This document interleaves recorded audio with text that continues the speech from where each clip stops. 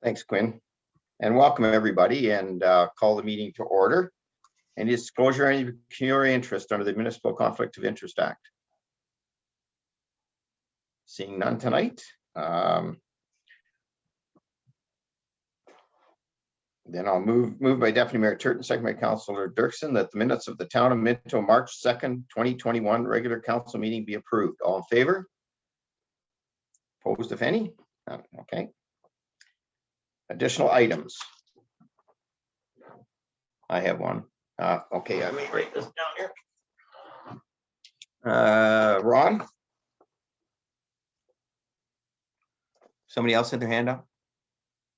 No, just Ron? Okay.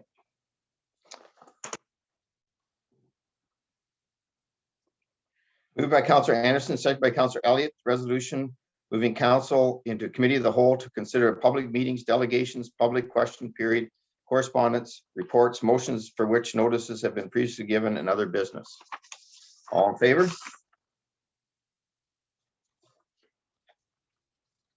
Okay, our first item up is a public meeting. I'll act as chair of the public meeting, and I will call the meeting to order. And Clerk McGraw to ensure any member of the public present is recorded on the attendance record. And I'll state the following: if a person or public body does not make oral submissions at a public meeting or make written submissions to the Town of Minto before the bylaw is passed, the persons or public body is not entitled to appeal the decision of the Town of Minto to the local planning appeal tribunal, and the person or public body may not be added as a party to the hearing of the appeal before the tribunal unless, in the opinion of the board, there are reasonable grounds to do so. I'll call Clerk McRobb to state the municipal address, legal descriptions of the property, and the purpose and effect of the application. The date notices were sent. Eileen? Thank you, Mayor Bridge. The property subject to the proposed amendment is located on Part Lot 36, Concession 3, with a municipal address of 5494 3rd Line. The subject lands are approximately 0.22 hectare or 54.36 acres in size, and the property subject to this amendment is approximately 1.1 hectare, 2.7 acres. The purpose and effect of the proposed amendment is to rezone the subject lands to increase the total maximum ground floor area of all existing accessory buildings on the retained lands to 783.4 meters squares or 8,432 feet squared. Additionally, relief will be sought to permit a maximum height of 12.2 meters, 40 feet, for the barn on the retained lands. This rezoning is a condition of severance B98/20 that was granted provisional approval by the Wellington County Land Division Committee. The consent will sever an approximately 21.2 hectare or 52.4 acre agricultural parcel and merge it with an abutting agricultural property. A 1.1 hectare or 2.7 acre rural residential parcel property subject of this amendment would be retained. Additional relief may be considered at this meeting. The notices were mailed to the property owners within 400 feet or 120 meters of the subject property, as well as the applicable agencies on February 19th, 2021, and posted on the subject property on February 24th, 2021. Comments have been received from Matthew Doust, planner for the County of Wellington, and Ashley Sawyer, planning technician from the Town of Minto. Back to you, Mayor Bridge.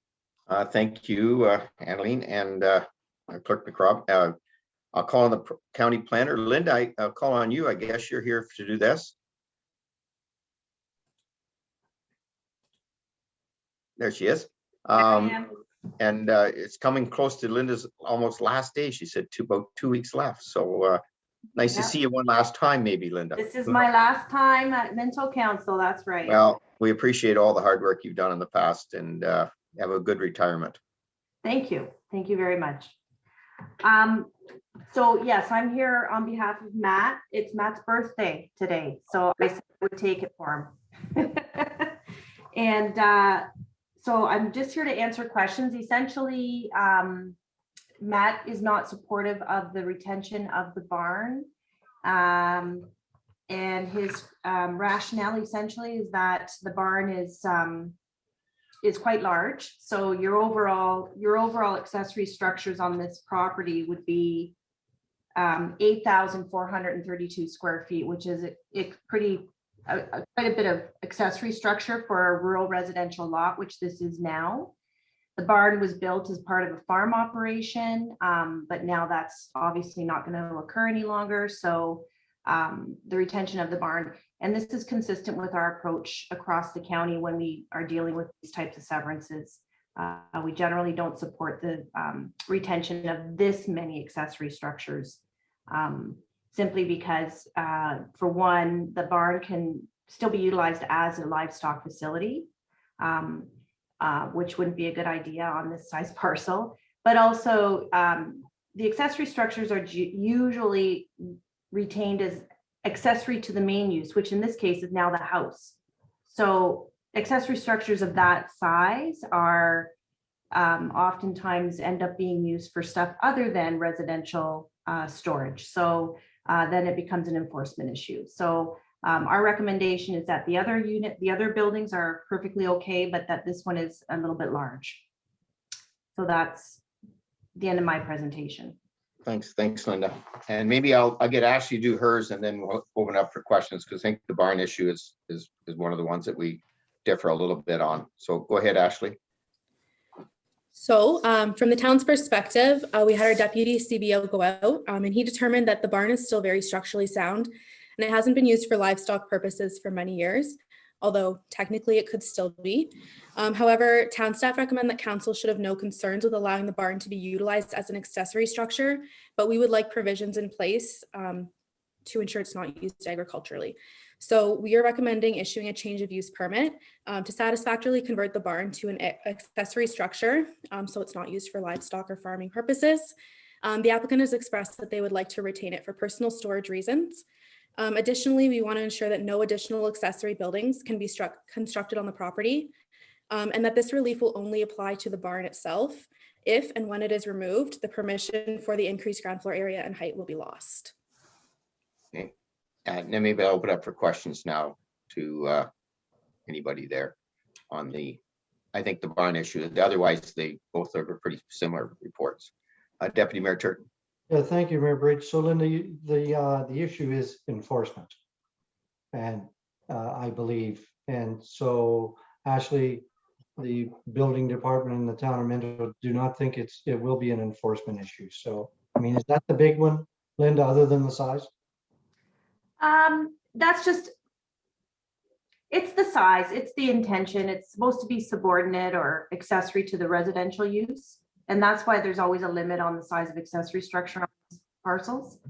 But I recognize that, you know, in these situations, the buildings are existing. So it's hard. I get it. But we have to be consistent with our approach. And this is our consistent approach. Yeah. And on that, and I just want to say I'm pretty positive, and Terry's not with us tonight, but and actually you may not have the history on this, but I do believe that we've done this before in other structures where because the structure's already there, we've gone this route. And so far we haven't run into, I don't believe, any situations where we've had to go and you know, kick some animals out of a barn that wasn't supposed to ever have animals in again. To the best of my knowledge, since I've been on council. I might be corrected on that if anybody else has an understanding or remembers that. Judy, do you have any recollection of any of the changes on that?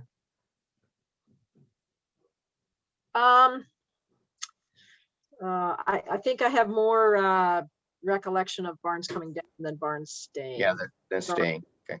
Sorry. No, that's fine. If you didn't have anything, I just think I don't remember since I've been on council as having an issue once this is one of these things that happened. We had to go back and do any real heavy enforcement. So. I believe the one we've based this off a few, but the one that was most similar was the Wasink one, and I believe it's 2018 or 2019. And it did have more square footage, but the provisions in the bylaw limited the use and made it that if it is used for that, we do have the right to enforce. That's what I mean. So that I understand the county has to. That's part of their policy, and I appreciate that, Linda. And I just think that we in Minto think we can kind of handle it at this point. But I'll maybe have call on the applicant maybe to. Oh, go ahead, Jude. Do you have another question? No, we should probably hear from the applicant first. Yeah. Okay. Thanks. Sorry. Yeah, that's right. Jim, are you on there? Where are you? So they are coming on. Crystal, if you can unmute Oh, it's yourself Crystal too. and Yeah. put on the camera, and we would like to hear from you. Okay. Hi, Crystal. Hello, everybody. Crystal? Yeah, I echo sort of what Ashley has said, yeah, we agree that it is oversized structure, and like Linda has mentioned. But we don't see it really set up actually that great for livestock usage. Just the way the old barn is set up currently, it would mean a lot of manual labor in order to do anything with it in the way that it is existing. But it is a beautiful old barn, and that was kind of what we like about it, that it's a nice part of our landscape. And the structure on the back end of it, I don't know if anybody's seen images of it, is just a wide open space that is just perfect for storage. It's just a cement, or not a cement floor, a gravel floor. And it's just set up really nicely for storage. So we thought we would like to retain it because it is a nice structure, and it is existing. And we absolutely understand that if it were to come down, as Ashley had said, that it wouldn't be replaced square footage wise or height wise. We completely understand that and think that this is a great approach, and appreciate the opportunity to be able to do this. If there were any other questions, I can definitely answer them, but appreciate everybody's help on this. Ashley's been a great help through this process, and appreciate all the council members doing this remotely, because yeah, we wouldn't be doing this otherwise. So appreciate everybody's efforts that goes into having these meetings remotely. Thanks, Crystal. Is any questions for Crystal or anybody? Jean, go ahead. You're muted, Jean. I think you hit a space bar, Jean, or something. You're supposed to hit the space bar. What is it that we're storing in this barn? Because that sounds like a lot of storage space. Sounds like a pretty big building. Currently nothing. Previously, really all it was being used for was straw storage and equipment use and storage. So the way they set up the property is the house itself does not have a garage. So there is a small drive shed that would be used for parking and for smaller items like vehicles. Otherwise, the storage would really be, if somebody had a trailer they wanted to store in it, or I'm not sure what else, all kinds of toys. People have all kinds of recreational toys and things like that. So it's just, there's a lot of opportunity. We're not really sure, but for us, it would be just straw storage. And how long has it been since there've been livestock in that building? Oh, I'm not even sure. I'd say at least 10 years, maybe 15 years. Okay. Okay, Judy. So I understand then that, well, first of all, it's a shame to see the old barns come down. So that I'll state right off the hop. So the provisions suggest that there's no agricultural use or no livestock. So that would say no to straw. That would say no to machinery storage. Then I think. So is it allowed to store other than your own personal storage? Is it allowed to have a storage type business then on a property like this? Like, is that an allowable use of this barn? Do you want to speak to that, Ashley? Because I don't think it is, but go ahead. Well, from my understanding from the Wasink one, they actually included the word commercial use as well in that bylaw. So that's definitely something that we could include. Mhm. We're waiting to draft the bylaw just to kind of see where everyone's stance is, seeing as the town and the county has a bit of a differing opinion here. So that could be included. And I do believe too, actually, if I'm right or wrong, but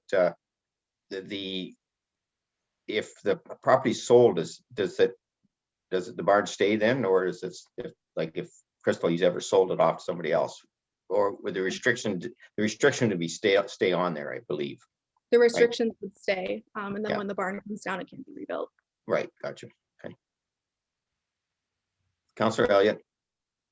I'm not sure who can answer this, but if the barn was starting to deteriorate and it hadn't been of any use, barn boards are falling off or whatever, who would we have a property standards such like, or like, I like to see old barns. I like what you do. I think we're losing a lot of barns and such like to see them stay, but Also, you don't want to see them deteriorated with barn boards and all falling apart. So what would happen there? We got any kind of a bylaw that would support keeping them up to Well, date? I think Ron, that's our, maybe Ashley can answer that, but I think it's our basic Property Standards Act. I mean, there's lots of things out in the country that probably, depending if there's a complaint, they should maybe be coming down. I don't know. Like sometimes. This barn's in pretty good shape. Sometimes it's in complaint if no Yeah. one complains and we just, we drive by it, we see barn boards up and stuff like, you don't like seeing that. Well, I don't, Derek, don't- do you want to speak to that, or Ashley, or?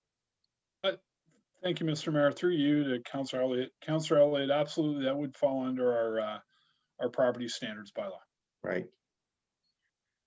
And we would take care of that. We wouldn't wait for a complaint No, we do it on a complaint basis. on a complaint basis. Okay. Thanks. Anything else? Okay. I guess there's probably nobody else on the line, Annalene, so I have nobody for or against it on the line. That's correct, Mayor Bridge. We had no one Okay. register. Okay. Like, anybody else, any more questions? Oh, sorry, Mark, go ahead. For you, Mayor. I'm looking at this it looks like we're going to start picking and choosing who gets to keep these rural bank barns. And I don't know if we want to get into that situation. You want to try and help out the landowner, but the small rural areas, the policy says they're not allowed. So it is a huge barn, a lot of space there, and I think we should follow the policy rather than pick and choose in future who gets to keep them and who doesn't. Yeah, we've already started that process though, but that's fine. I understand what you're saying. Okay. All right. If you wish to be notified of the decision of the Council of Town of Minto in respect to the proposed zoning bylaw amendment application, you must Mayor make. Bridge, Sorry. I apologize, but Linda Redmond has something. Oh, sorry, to Linda. say. Go ahead. Go ahead, Linda. I just, for clarification, there isn't a bylaw attached to our report. No. So we'll need direction from council what you want us to do. And I just want to highlight that the notice that went out was to allow accessory structures that exceed the zoning for accessory structures. But if there's another use, if it's going to become a commercial use, that wasn't part of the notification. No. If that's the end result, we need to discuss that, because I think then that's another issue. Right. And that's a good point, Linda. And I think Ashley, when we go back and it's to say, Linda, the bylaw is not on tonight. So Right, this was open to get some discussion going. right. So it would be my understanding probably that commercial use wouldn't be allowed, because I think that's how we've done it in the past. But we'll clarify that for you. And if we for some reason that's what it was going to be, then you're right. We'd have to make sure the notice was set off to go do it right. But that was my understanding. Derek, is that your understanding? Terry Bale answered. I was here, but Ashley, I don't know if you talked to Terry about that, but go ahead. Through you, Mr. Mayor, you're absolutely correct. If there's a want to allow commercial operation, it's got to go back. Yeah. And start the process again. And I think Crystal wanted to add something there as well. Sure. Okay. Thank you. Go ahead, Crystal. Yeah, I just wanted to clarify. Yeah, we do intend to sell this property at some point, and we do understand the difference between the agricultural use side of things and the commercial use side of things. So we'd want to make that clear to someone who we would be selling that to, because we do want to preserve these old barns, but we can see it as personal storage, or a handyman's workshop, or any of those types of things. But we do want to be clear when we do that transaction that is not meant to be commercial storage, and if they wish to do that, then they would have to get the appropriate zoning to do so. And also, that is intended for the personal storage. So we were just hoping to preserve, like, the way the building is set up, we were almost thinking like if we could take down part of the building and getting into all these other scenarios, but it just seemed structurally, it's very sound the way that it is. Like for an old barn, it has been really well maintained. It doesn't have boards falling off. It's actually a really nice old barn. So that's why we were just hoping to preserve it. And I think it could be quite useful to somebody if it was a handyman or any of those types of things, but It's certainly good for barn swallows. oh yes, barn swallows as well. Yes. But anyway, so that's good to know, Crystal. So you're not asking at this point, and Linda made a good point there. You're not asking it to be commercial. It was a little, when we talked about storage, it was your own personal storage and whatever. And if we Yeah. put that non-commercial compliance on the thing, you would have no problem with that. So Yeah, absolutely. take Like that we want to back. follow the rules, and Yeah. we've torn down barns and it's sad to see them go. So if there's an opportunity to save these old barns, that's what we would like to do. thank you. Okay, Councillor Elliott.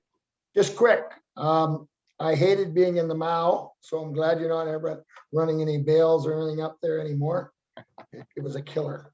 I kept pulling through. Oh, well, because you're hired help. Well, hired help I always was. got. That's, I know I did that too. All right.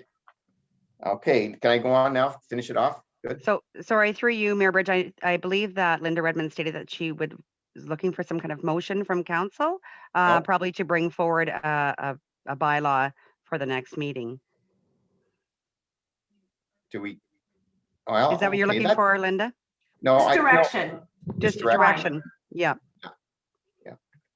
though, yeah, we'll draft a bylaw, Linda, and bring it to the next meeting. We're trying not to do the bylaws the same meeting we have the public meetings, because it's a bad look, right? You're having a public meeting, you're having discussion, and then you have the bylaw already drawn up. So I think that's the route we want to go, I believe, Okay. forward. And I to- know we've been and- trying to add them in, but just do one more step. Because it's nice to have this discussion tonight on this particular subject, so that wherever the information we get from it, we can take it back and draft a bylaw that we feel that captured all the input here. Is that right, Derek? Through you, Mr. Mayor, yes, that's correct. That I think, Linda, you're seeing direction from council to bring a bylaw back to the next meeting. Okay. All right. If you wish to be notified of the decision of the Council of Town of Minto in respect to the proposed zoning bylaw amendment application, you must make a written request to the Clerk of Town of Minto at 5941 Highway 89, Harrison, NOG 1ZO, or email at annaleen@town.minto.on.ca. If there's no further comments, I will adjourn the public meeting. Thank you, everybody. Participation and thank you. Take care, Linda. Thank Have a you. good one. Bye, everyone. Bye-bye. See you on the golf course. I hope so. I hope Perfect. so. Great idea. August, we got the mayor's tournament. Okay. All right, now, next up is delegations.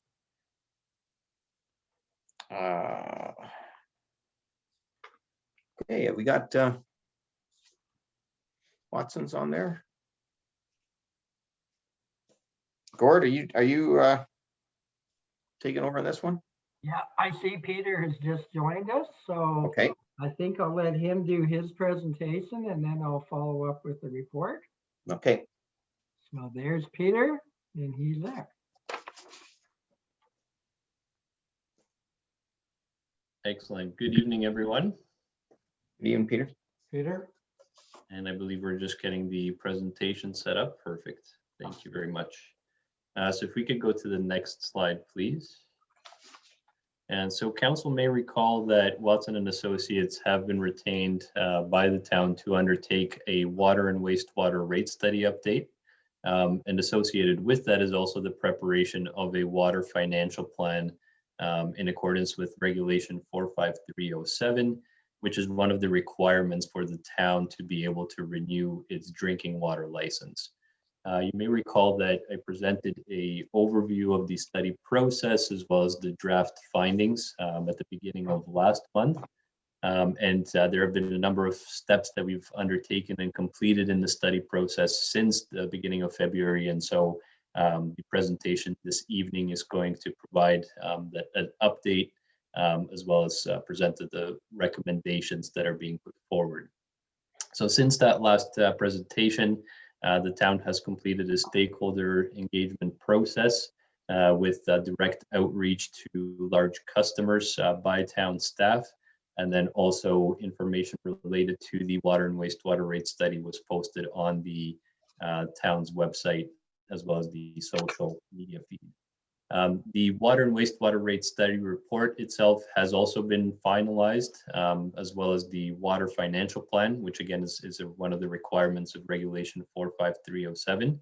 And so those documents have been published and have been made available to council, I believe, as well. So if we could go to the next slide. During the presentation that I made last month, I provided an overview of the methodology that is employed in undertaking a rate study, and that's illustrated on this slide here.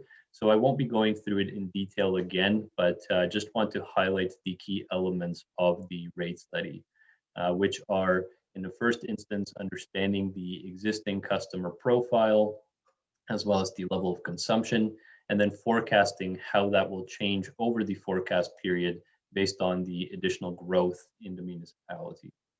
We are then forecasting the operating and capital expenditures for the next 10 years. And that forecast includes any growth-related capital needs as well for alignment with the development charges study. And then we're looking at how those expenditures will be funded, which typically is through a combination of user fee revenues, reserves and reserve funds, as well as debt financing.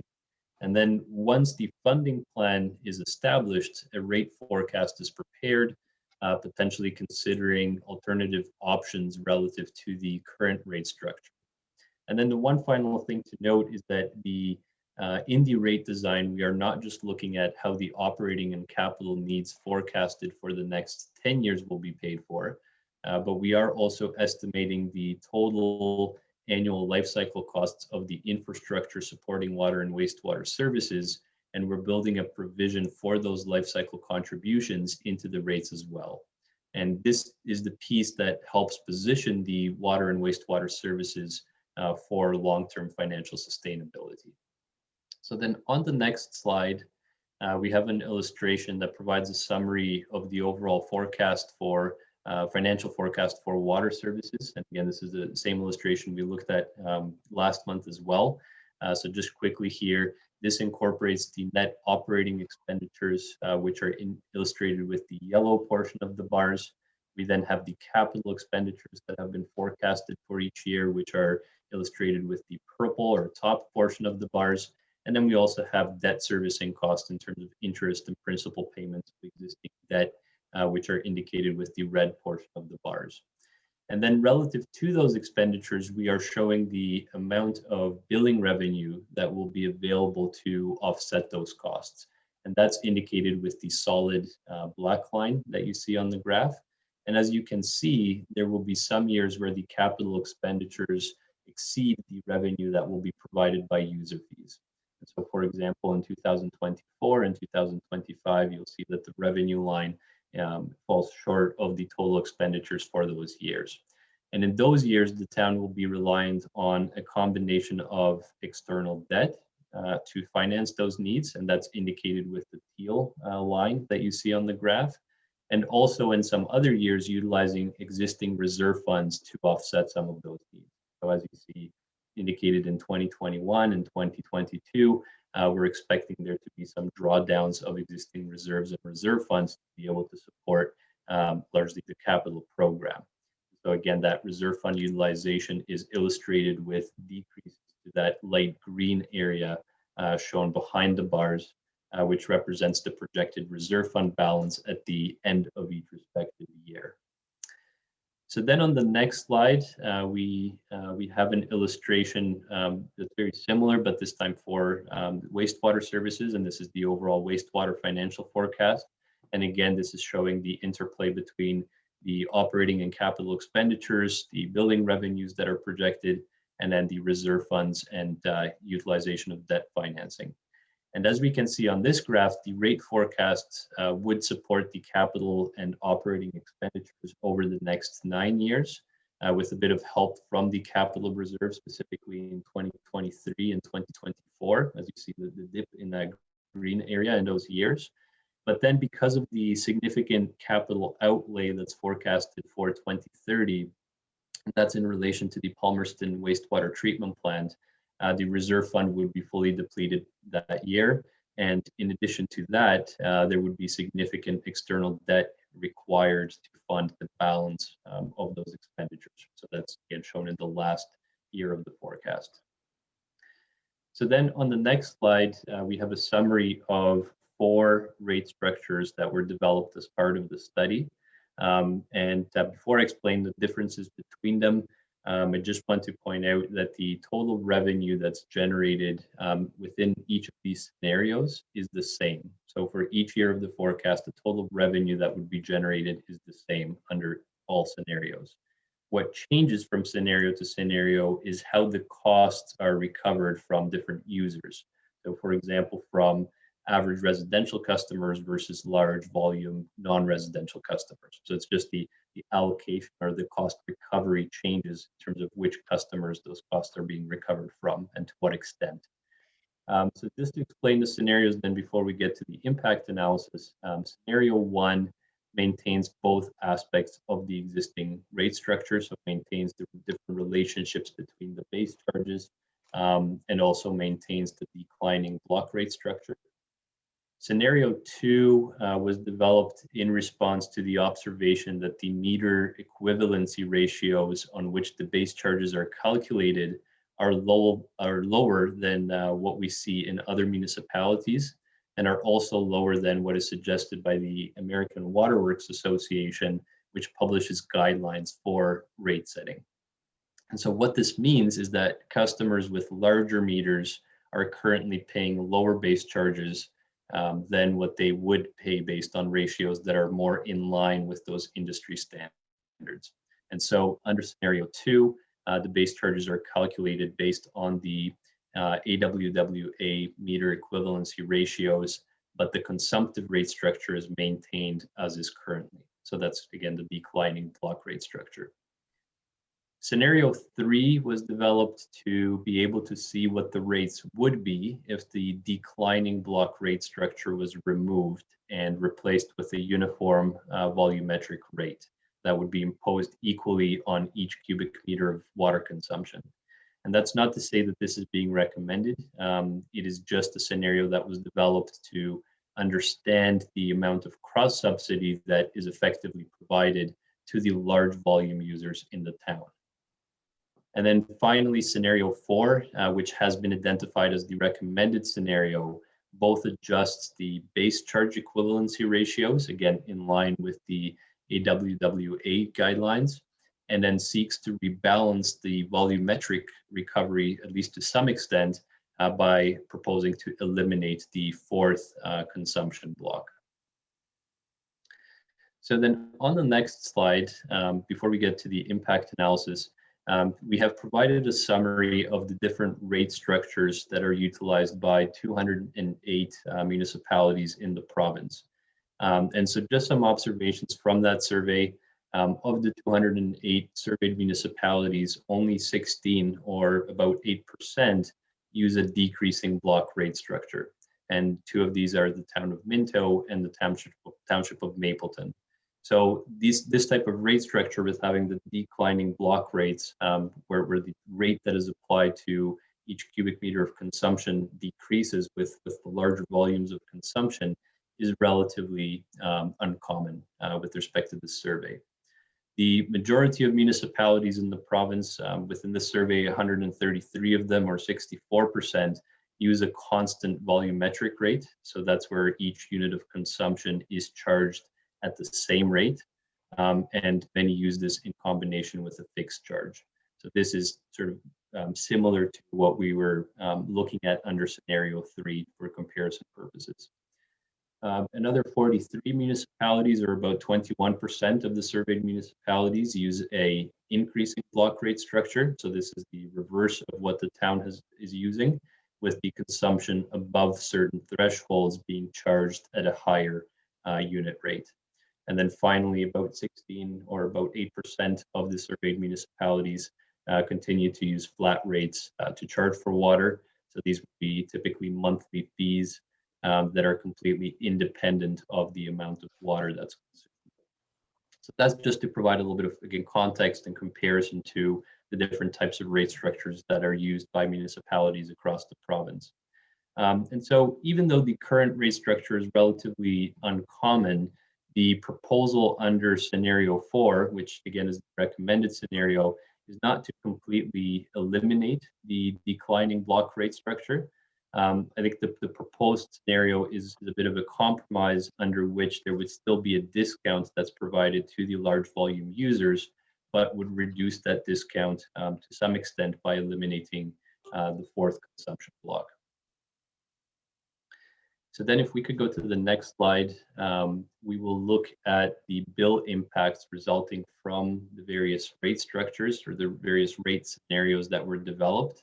And we're going to look at those impacts for 3 hypothetical customers with varying amounts of annual water consumption and different meter sizes. So the first graph here shows the bill impacts for the average residential customer. So this would be a customer consuming 137 cubic meters of water annually. And perhaps let's contrast scenario 1, which would maintain the existing rate structure.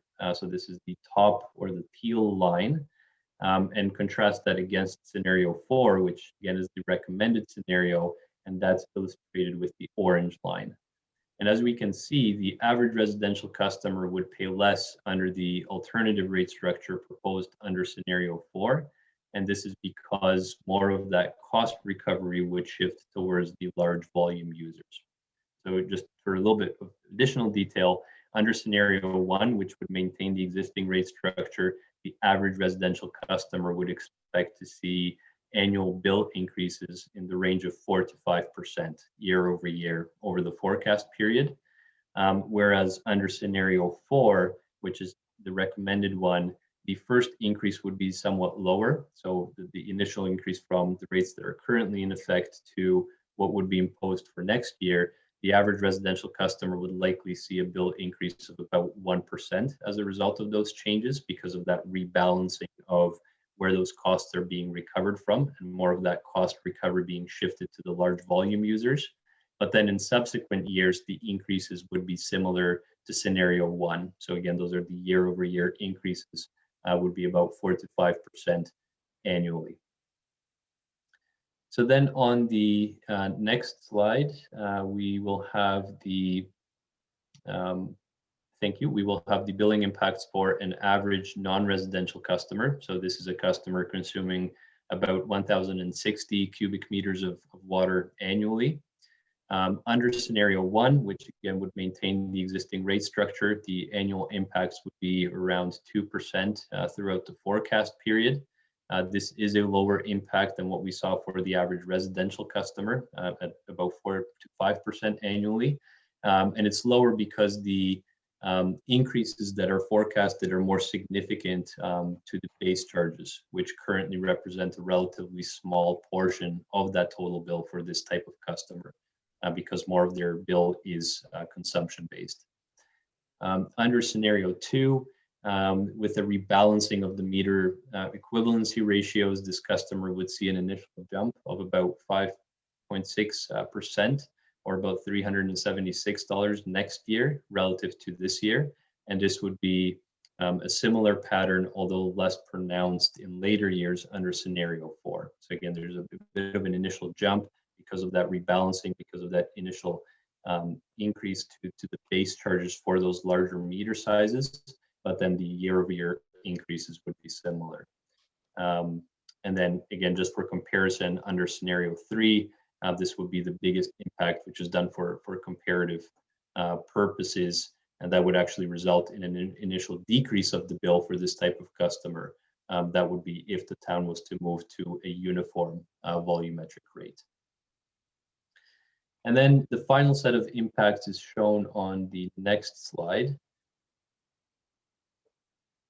And this will be a comparison for a large, hypothetical large volume customer. So this would be a customer consuming close to 95,000 cubic meters of water annually.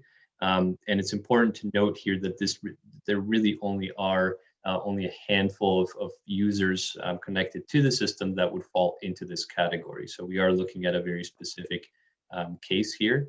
And under all scenarios, the annual increase from 2023 to 2030 to the end of the forecast period would be around 1% annually. So that's the year-over-year change to that customer's annual bill. But the big impact here is really in the first year. So for 2022 relative to the current year, and this is because of the rebalancing due to a change in the rate structure. And so under scenario 4, which is the proposed scenario, this hypothetical large volume user would potentially see an 80% increase to their annual bill. And that would be more reflective of the actual cost of service related to the relative to the current rate structure. I want to note also, though, that there is a, as noted in the staff report that is accompanying this, there is an option for the town to potentially create an economic relief program for any high consumption users that may be connected to the system to mitigate some of the impact as a result of the change in rate structure, at least for a number of years. Then if we could go to the next slide, in the last section here, we're just going to look at some comparisons. We're going to look at the current rates that are in effect, or the bill for different types of customers under the rates that are currently in effect. And then we're going to compare that to what the bill would be for that same customer for 2022, which will be the first year of the new forecast under the different scenarios. And so here's a comparison for an average residential customer, again, consuming about 137 cubic meters of water annually. And we can see that currently, and that's indicated with the gray arrow, the town is one of the highest relative to the comparator municipalities. And that would be maintained with next year's rates under scenarios 1, 2, and 4, with only relatively minor differences between them. So again, in terms of that first step in the forecast, specifically under the proposed scenario, which is 4, that relative position would be maintained. If we go to the next slide, we will be able to look at that same or similar comparison, this time for the average non-residential customer, consuming about 1,060 cubic meters of water annually. And we see that the pattern is generally the same as for the residential customer, where the rates that are in effect in the town currently put that bill for this type of customer at the higher end of that range seen in the comparator municipalities. But that overall positioning would be maintained under the proposed scenario, which is scenario 4, which is the second teal arrow from the left. And then finally, on the next slide, we will have a comparison for a large volume user. And this is that hypothetical user using about 95,000 cubic meters of water annually. And what you'll see here is it's a little bit different. The gray arrow indicates that for this very large volume user, the annual bill is actually amongst the lowest out of the comparator municipalities. And this again is a product of that rate structure and there being a discount for those large volumes of consumption due to that declining block rate structure. And so the impact under scenario 4, which is the proposed scenario, the bill would be, for this type of customer, would be about average or about mid-range relative to those comparator municipalities, as you see indicated about midway through the graph with the teal arrow. So then on the next slide, I think we looked at this briefly last time as well, just before we wrap up. Again, just provide a little bit of broader context from across the province, where we recently compiled data on residential water and wastewater bills for 110 municipalities across the province. And the provincial average for a customer that's consuming about 143 cubic meters of water annually is about $1,070. But I think importantly for municipalities with a population less than 10,000, so that being an approximation for the smaller systems, the average is about $200 or 19% higher relative to that overall average. And so for this same customer, and consuming about 143 cubic meters of water annually. The comparable water and wastewater bill in the town of Minto would have been about $1,300. So basically right on par with the average for municipalities with a population less than 10,000. And we've also seen that over the past 5 years or so, the average rate of increase to water and wastewater bills across the province has been around that 4 to 5% mark. So in terms of what's being proposed within the rate forecast that has been developed is well within the range of what we're seeing across the province. So then finally on the next slide, just a high-level summary of the next steps. I'm here to answer any questions you may have about the presentation and the study itself. And then we're hoping council will consider approval of the water and wastewater rate study report, as well as the associated water financial plan, which again is one of the requirements for the town to be able to renew its drinking water license. And then it's expected that a new water and wastewater rates bylaw will be prepared with the new rates ultimately taking effect for January of next year. And that concludes the presentation. Thank you. Thank you, Peter. Now, Derek or Gord, do you want me to read the resolution and then have the discussion and the vote? Can we go that? That would be great. Okay, let me do that then. Moved by Deputy Mayor Turton, second by Councillor McKenzie. The Council of the Town of Minto approves the March 12th, 2021 water and wastewater financial plans prepared by Watson Associates Economists Limited, and posts the plans on the town website and advertises available to the public. And further, the Council of Town of Minto wishes staff, and further that if the Council of the Town of Minto wishes staff to directed to create an economic relief program for high consumption users, and further that the rate structure as presented in scenario 4 of the March 12th, 2021 water and wastewater financial plan become effective January 1st, 2022. So now I'll open it up for discussion. I thought it was well done, Peter, but let me just see if anybody has any. Okay. Hearing none, can we have a vote on this? All in favor of scenario of the thing? All in favor? Opposed? Carried. Okay. Well done, Peter. You explained that really well.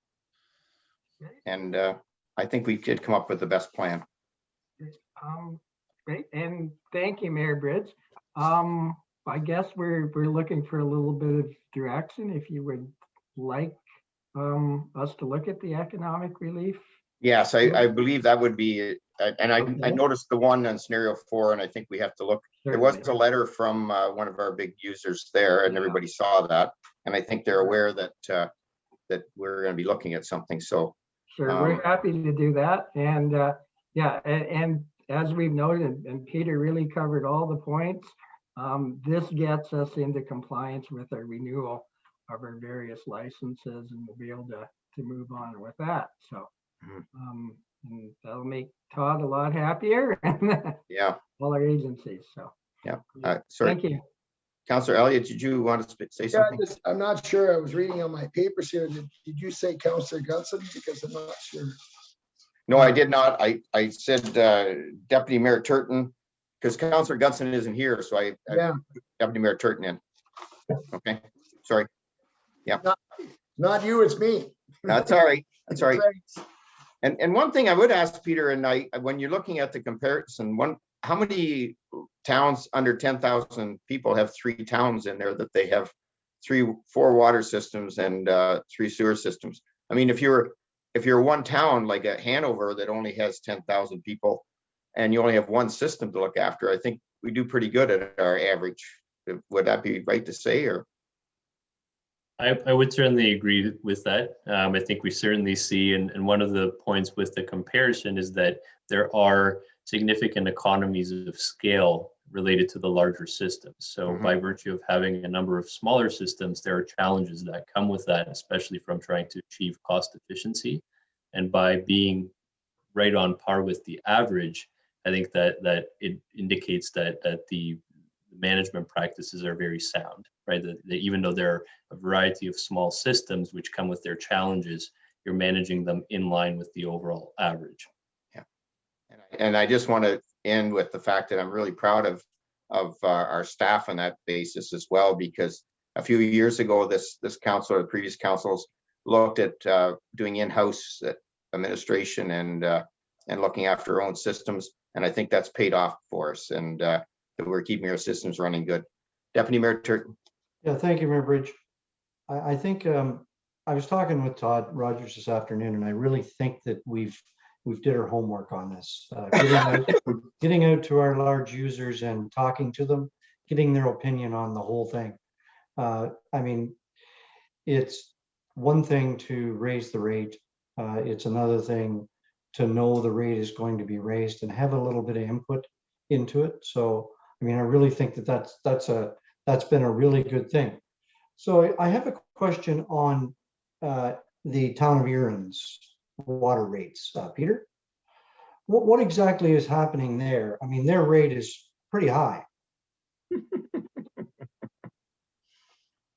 And so, is that fair to Peter to make a comment on that, Deputy Mayor Turton? I mean, I'm putting him under the gun there a little bit. You want me to make a comment on that? I mean, I understand that they are preparing for a waste treatment plant. Yeah. So, I mean, that is kind of a staggering graph.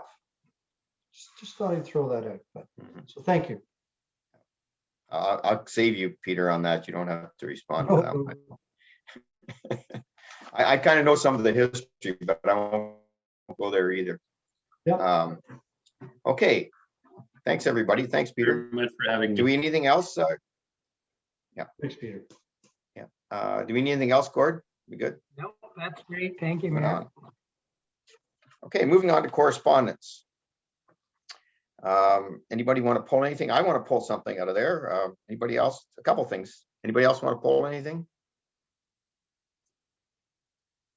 I'm just going to pull the Ontario Municipal Administrators Association Achievement Award. Well done, Derek. And it's too bad. I'm sure if there would have been a convention and that, you'd have been there up on the stage getting it and everything, and I could have been there with you and clapping and whatever. But did you want to say anything on that? I mean, I know you've been involved in the association for many years, so. So thank you, Mr. Mayor. I actually tried to convince the clerk not to put this on, but it's here. So listen, I'm super humbled to receive this recognition, and it was a group effort by, you know, a lot of folks, especially the county CEOs. But listen, if I could say one thing, it hails in comparison to really our heroes, which are our frontline healthcare workers. They really deserve all the recognition in the world, and also really public health under the leadership of Dr. Mercer. They're really the heroes, right? They're really the ones that deserve all our recognition. So thank you very much for acknowledging it, Mr. Mayor. And as I said, I'm very humbled by it, but thank you very much. Thank you.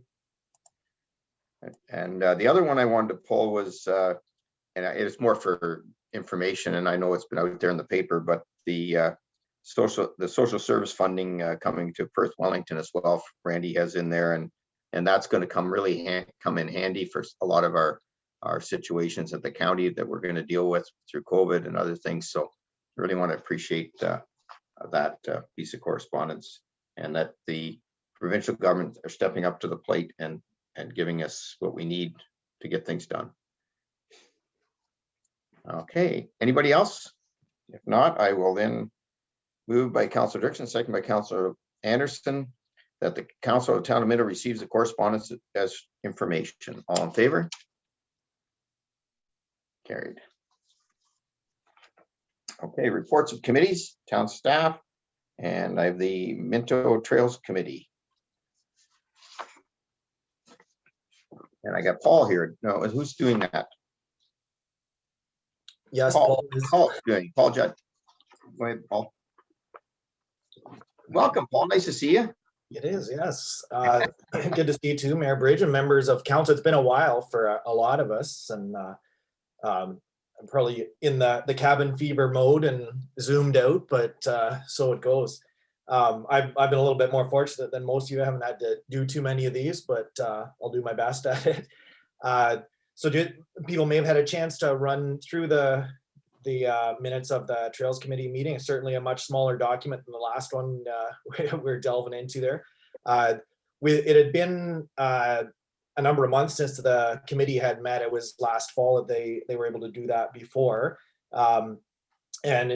Just a few items on their agenda, weren't moving any mountains, but just kind of getting the ball rolling on a few things again. So there were some new members brought to that committee based on some others who were stepping back for some personal reasons. And we welcome those people onto the committee, particularly in Palmerston. There's a couple of people who are newer to the community and certainly welcome to the committee. It's always nice to get some new people involved.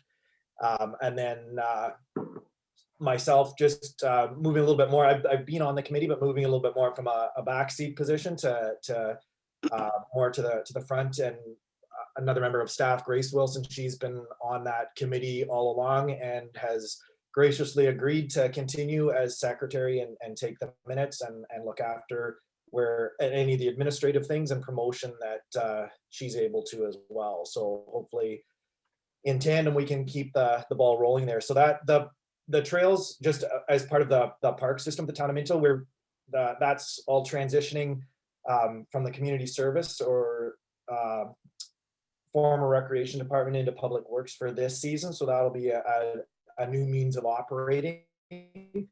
And so part of the agenda for the committee was just letting them or inform them, giving them an awareness of that, and that I'll be spearheading more of that and being responsible on the town's end to how those things are operated and maintained. So I'm looking forward to taking that on and working with some people in a different way. But I see there's a lot of things that would overlap in what I've already been doing at the town. So we're hoping to zero in on some efficiencies that way. As far as budget, we didn't really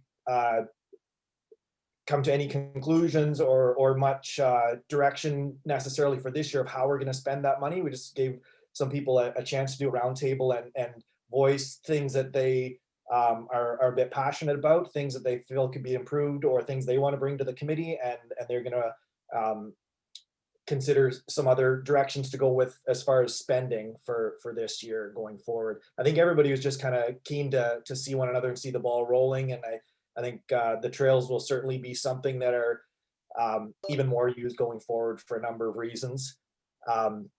There's listed there a few of the items. We gave everybody the opportunity to introduce themselves, particularly those that were new to the committee, and voice anything that they thought was a priority for the trails as far as work to be done or efforts, new things to take on. So a few of those just that maybe a higher priority or happening earlier on. We've been looking at developing a policy or some sort of protocol within the town for anybody who's looking to dedicate a tree in memory of an organization or an individual or another person that is important to them, whether they're living or deceased. And that kind of tied into some other requests, or people were thinking to do the same with some benches. And so that may be something we bring forward here shortly to get some input or some approval on, is a policy for that. It would be nice. I think people would take advantage of that more if there was something laid out very clear for them to follow, and they can make a decision informed on those sorts of things. So that may tie into the trails. You may use some of the locations on the trails to locate trees or benches for that matter. That was probably one of the biggest things as far as a right of way thing. The initiatives that had some money put into them last fall, but got slowed down because of weather time constraints. The staff who were involved with those last year have agreed to take on those. There's some barriers or gates at trail entrances off the side roads and streets that they've had delivered. They're getting painted and installed here, and so they've committed to completing some of those things, so we can kind of have a nice smooth transition of one chapter to the other and get going with 2021. So we're planning to meet again in April So give everybody a bit of a chance to digest the information that other members had brought forward, and probably have a little bit more direction as to what efforts and where we want to spend some money this summer. Great, thanks, Paul. And questions? Mark, and then Ron, and then Jean. Go ahead, Mark. Paul, is that a suggestion about the tree planting in Clifford? Are we going to move ahead with that, or? Yeah, so is it I actually coming back to committee, or? Yeah, so not a major impact at all. It's really a continuation. I had Patrick Mullen from the committee. He met with me today, so I had him give me some clarification on just exactly the space he was looking at doing. So it's a continuation of a space around the soccer fields and towards the ball diamond there in Clifford. Mhm. So we've secured some. We weren't able to get as large a stock as we had hoped to. The Green Legacy is committed to giving us what they had of some larger stuff, and we're happy to take that. But potentially that may be somewhere we'd look at spending some of the money that's allocated to us too, if everyone's in agreement with that later on. Thanks. Okay, Ron, and then Jean. Go ahead, Ron. Paul, do we expect to have a solid trail from Palmerston right through to Clifford? Are we working with farmers and people that own land? How's that working? Can we?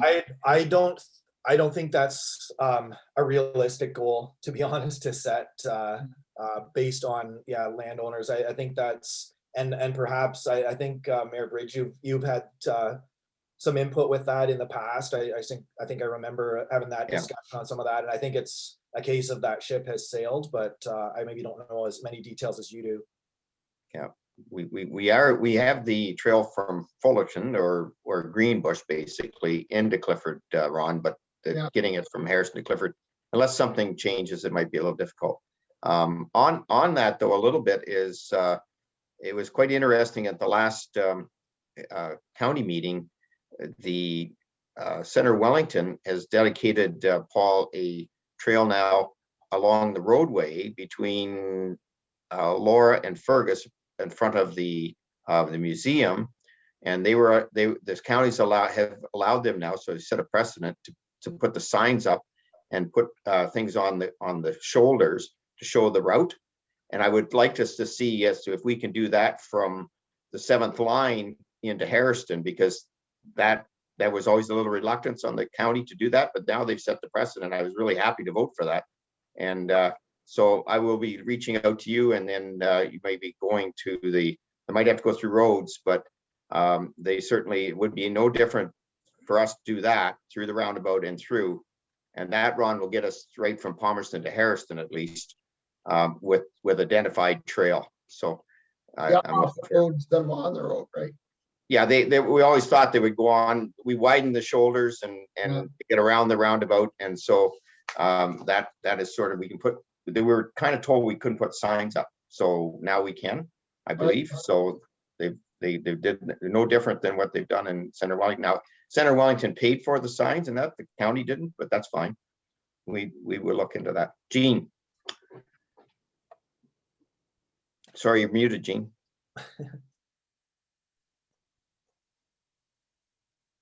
There you go. Okay. The motorized vehicles on trails is that to restrict motorized vehicles when we're talking about a bylaw? Well, there's been it's just certain sections of the trails where there's been use by ATVs and snowmobiles as well. This winter the snowmobilers were out in full force, and I think maybe one or two have kind of poisoned the apple for all the rest of them, kind of thing. But okay. I think we're also sitting on the fence a little bit with some of that too, because that's a current topic with the use of ATVs on the roadways too, and so seeing how that plays out before right any definite decisions there. Yeah, I believe So Jean will try to cover that off in that when we get to the ATV thing. So is there discussion though about having ATVs on trails? The consensus or the sentiment from members of the committee would be no. Okay, good. We prefer not. Yeah, because I'm thinking of the safety issues there. The trails aren't very big, and yeah. I mean, just from my own experience too, like you see, there are places where they are shared, like I know. down closer to the city, there'll be snowmobile trails that are shared with the skiers and pedestrians and that, and they have speed limits posted and for sure, like a set of conditions and rules. But again, I'm with you on that. I'm sure our committee is entirely with you on that. Okay, perfect. Thank you. Eric, did you want to say something on that, or were you? No. Okay. Anyways, no, and I also, Paul, I think, and whether they'd used it this year or not, but I think we were allowing them to use from Fullerton or Greenbush in the Snowmobile Association. That's part of their trail system, Gene. But people don't walk on that right now anyway. So that was allowed over the last few years, I believe. So they have an agreement with us, I believe. Okay. But we never let them on. Technically, they weren't supposed to be on our one from Palmerston to Harrison. Right. Okay. And one other thing I will tell you, Paul, and I will keep an eye out for you through Gord, is FCM. I thought I was mentioning something to the council, but FCM at last week's board meetings, were told by the federal government that they're looking at providing some more active transportation money.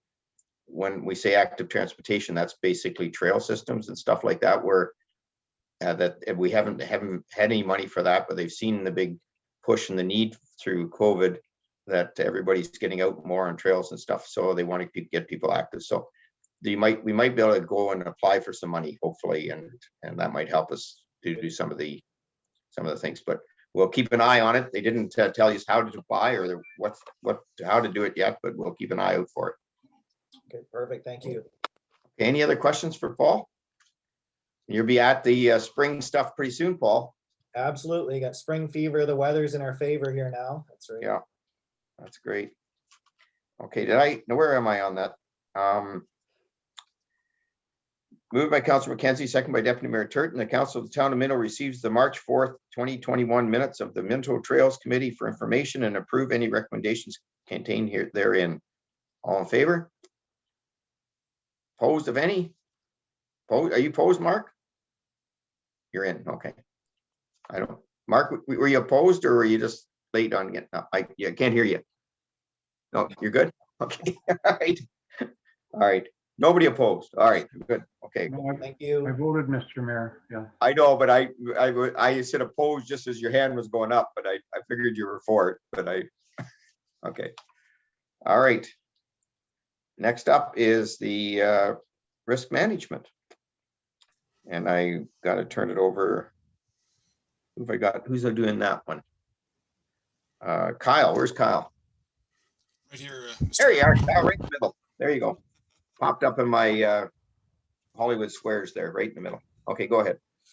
Thank you very much. Mr. Mayor, members of council, I'm pleased to be here today to provide you with the annual report for 2020 for the Source Protection Program, the Risk Management Official and Municipal Report. So as outlined in the report, the town of Minto is subject to 2 source protection plans based on watershed or conservation authority boundaries. So that'd be the Sauble Bayfield Maitland Valley plan and the Saugeen Valley Grey Sauble Northern Bruce Peninsula plan. The annual reports are required to be submitted to the conservation authorities by February 1st of each year, and that was done again this year for the town. And as in previous years, Wellington County municipalities continue to implement source water overall collaboratively under the Wellington Source Water Protection Partnership. So a few key points for 2020. Development review work continued, and comments and notices were provided from our staff to building and planning staff for 12 applications. A number of other applications would have been screened out by the planning and building staff. And overall in the county, comments were provided for 289 across the county.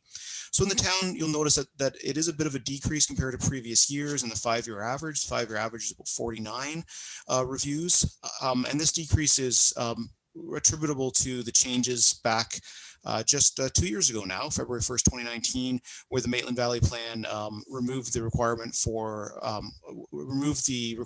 notices on all residential applications and allowed some screening of those applications by building and planning officials. So it's functioning as we hoped it would, and has kind of overall made the process more efficient.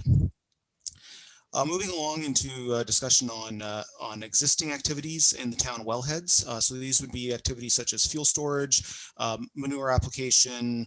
It could be chemical usage on residential, agricultural, industrial, commercial, and institutional properties. So work has continued in 2020.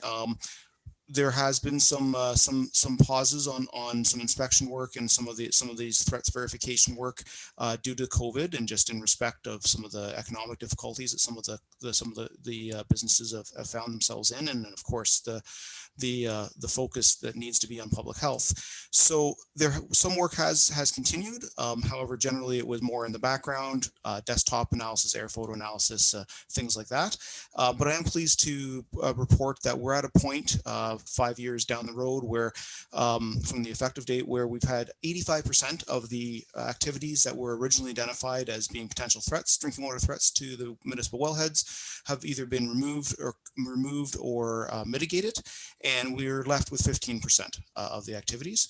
And these remaining activities all require risk management plans. And we are in process of negotiating risk management plans with these companies. But as I mentioned, that we did put some of that work on pause in 2020 due to the COVID pandemic.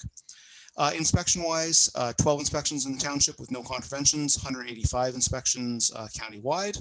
And in terms of specifically risk management plans, we did end up signing one risk management plan this year, and we have the remaining 12 in process negotiations. So that's the actual number to the 15%. Is that there's 12, and there's 8 that are completed at this point, and we've got 94 in progress across the county. So tied into the risk management plan, there are some timelines that I should make you aware of that the source protection committees have embedded in their plans. So one was for last year for the from the Maitland Valley, and the source protection committee and later the province did approve an extension to that negotiation. However, it was only to July 2021. I think at that time we were all maybe hopeful that the pandemic would be over a little bit sooner than it is. So that timeline is currently under discussion, as you might imagine, to be extended further due to the ongoing COVID-19 impacts. Similarly, there'll be a source protection committee at Saugeen later this month, where there will be some discussions about their deadline, which is currently July 2021 as well. And I anticipate that those deadlines will get extended and likely very similar dates. Maitland and Saugeen tend to coordinate their work together. I'd be happy to take any questions that there might be. Thanks, Kyle. That was well done, that report. And it's nice to see the accomplishments over the years. That, it seemed like a pretty big problem at the beginning when you had to get all this done. And thank goodness you were there, and that we worked it as a county lower tier partnership. It really panned out well. So great report. Any questions for Kyle on the report? Deputy Mayor Turton. Thank you, Mayor Bridger. I just wanted to pass along to you, Kyle, on behalf of the young ladies up in Maitland, South Bayfield, how they appreciate working with you. You've got, they have questions, you have answers, and I just wanted to pass that along to you. So thank you. Well, thank you very much, Deputy Mayor Turton. I've enjoyed working with them as well. It's a good partnership that we have, not just with the municipalities, but also with our CA partners as well. Thank you very much. Yes.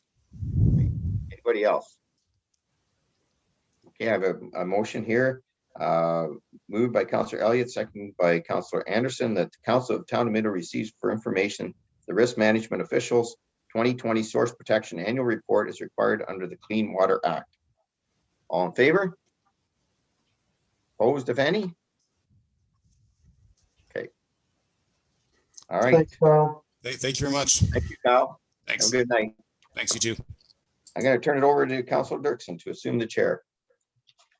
Thank you, Mr. Mayor. We have 3 items on the Public Works agenda this evening.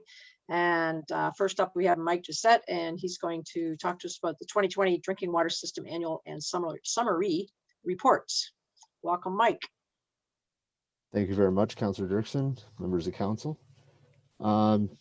So on February 26th of 2021, our 2020 drinking water system annual reports were posted onto our town's website. However, there was a little bit of a glitch with the reports staying on the town website. They kept coming off for some reason. As I understand, that issue has been resolved and they're staying on there, at least as I checked earlier today. The town of Minto for Hairston, Palmerston, and Clifford drinking water inspection scored 100% this year.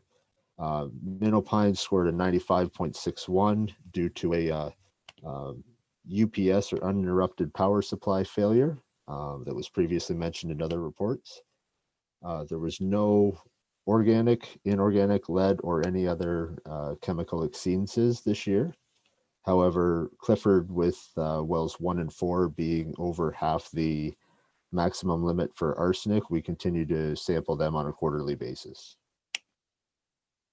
And a tentative date for the Palmerston Tower repainting or recoating is been tentatively set for May of this year. So we are working towards that. And other than that, that should be it. Okay, thank you, Mike. Are there any questions for Mike? Councillor Anderson, you are on mute, but when you're off mute, you can ask your question. So just a question about the water tower in Palmerston. What impact will that have on water pressure, water sourcing, and how long will that be going on for?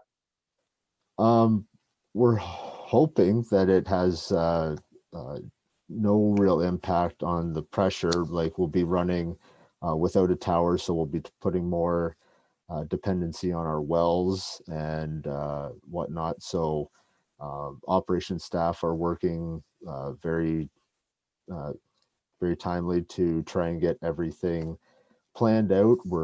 We have a meeting scheduled for next week to try and go over any possible risk scenarios or whatever that might be associated with this tower going down. There's a possibility that it's going to be down for 2 to 3 months. This is dependent, the work of the lot is dependent on weather. So if it's a rainy season where they can't get to actually performing the work, then that's going to delay the project. If it's a dry, sunny season, then they can be working every day and we can hopefully get through it a lot faster than the 2 months or whatever, but that's kind of out of our control right at this point. But yeah, we're hoping that it's going to have no impact on our customers, but yeah, we're trying to button up everything that we can so that we don't, but we're also trying to plan that when or if we do, we have all of our ducks in a row and we can get through it without very much disruption or anything. Okay, just sort of interesting from the hospital's perspective, in particular the dialysis unit. It's a big user of water. I don't know what the gallon capacity is that we go through, but we go through a lot of it. Yep, that has been raised as a concern or whatever, and we are looking into with the hospital and whatnot as to what we might be able to do so that they can continue on with dialysis as is scheduled, and the maintenance can carry on as planned. Okay, so we'll keep posted. Yep. All right, thank you. Okay, thank you. I see Todd Rogers, our water foreman, is here with a camera on and not on mute. So I think that maybe means he wants to say something. And then our CAO, I think, is next after that. It's a lot harder to do this thing on Zoom when there's a lineup. But so I'm going to give it to our water foreman first and then our CAO. No, I was just going to jump in there and help Mike out, but he answered all the questions pretty good there. And just want to let Councillor Anderson know we have been in contact with the hospital because we know that is a concern. So we are definitely working alongside them here to make sure that we have that looked after, that concern for sure. Perfect. Okay, great. And CAO Thompson? Thank you, Chair Dirksen. So obviously you can see staff have it well in hand and working through all the different scenarios in the event that we have a failure. So kudos for all the hard work that they're doing. So I'm very happy they're doing great work. Thank you. Okay, great. Thank you. And Deputy Mayor Turton? Thank you, Chair Dirksen. So when there is inclement weather or whatever, is the plan to keep a public works, waterworks guy on around the tower, around the pumps, such like so forth, 24/7? Or, I mean, this could go south pretty quick if somebody hits a hydro pole, or we have a lightning strike and the hydro goes out, and I know that we've got great people working for us in the town, and I know you guys have put a lot of time and effort into this, but how much time do we have? Dave, Councillor Turton, all our systems are on alarms, right? So everything's monitored currently 24 hours a day. Definitely there's going to be more manpower put at it when the tower is out of service. The scenarios we've looked at, you talked about power outage and stuff, portable generators, we're planning on having them on site at both well locations. So we're going to plan for the worst and hope for the best is kind of what we're doing. Yeah, I think you're doing a great job, and I know communication is paramount to all of our water users, because I mean we're doing something that we've not done before in Palmerston with taking the tower out of service, and you know the potential is there for issues. So I just wish you guys all the luck in the world, and thanks for your hard work on this. Yeah, absolutely. No, thank you very much. Are there any other questions?